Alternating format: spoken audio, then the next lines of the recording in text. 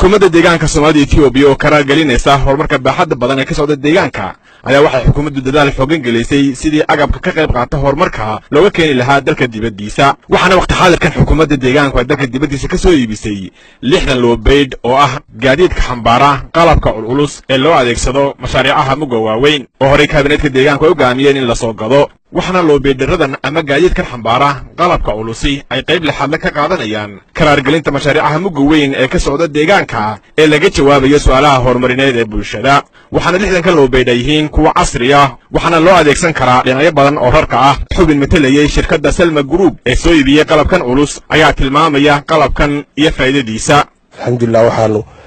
hadda ilaahay noo hirgeliyay hawl weyn oo run ahaantii la dhihi karo waa wax lagu farxo ilaahay maarta lagu mahadiyo hawshana waxa weeyaan 30 loobad oo ah nooca lagu qaado cagafyada iyo 30 xabo iyaguna ah kuwa rarka loo isticmaalo kaargooga 60 ka xababa saacada inoo muuqata xarunta ay hadda dhex yeelaan waxaan lagu mashquulsan yahay sidii koontarada loo soo dejin lahaa loona diyaarin lahaa inay hawlahoodii shaqo ay qabsadaan maadaama hadda deegaanka ay joogaan oo jijiga nabad ku soo gaareen alaabtana sida hadda aragtaan waxa lagu keenay waa koontarada uu soo qaaday halkii koontaraba 2 xabo ayaan ku soo qaadnay alxamdulillah iyagoo nabadana way soo gaareen China iyagoo ka yimid oo toos u soo galay jijiga gaaraan xaruntan shirkadda sida ay muuqateen dhiinana waxa weeyaan hadda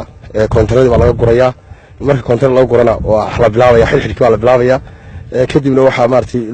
lagu wareejiyay qaarkood hadda oo saaka aan soo wareejinay dawladda ayaan ku wareejinay inta kalena maartay noo harsan insha Allah taala waan wareejin doonaa mid ka mid ah darawalada waday gaadiidkan oo wareysan la yeelanay ayaa sharaxaad dheeriya naga siiyay gaadiidkan anigu waxaan ahay gaadigan darawalkii waday gaadigan saado aragtaan hal gaadi maaha waa 3 gaadi 3 foodle weeyaan gaadigan marwaad ka furi kartaa guriyan hadda u jiidanaya waa kii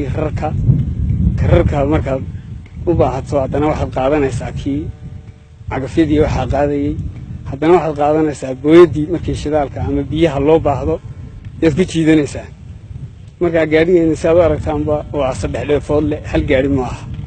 xukuumadda deegaanka ayaa marar badan dalka dibaddiisa ka soo iibisay agabyada kala duwan ee qaybta lixaad ka qaata mashaariicaha horumarka waxaana gaadiidkan xambaara qalabka culus ama loobeydradani ay si karaar gelinayaan mashaariicaha faraha badan ee ka socda deegaanka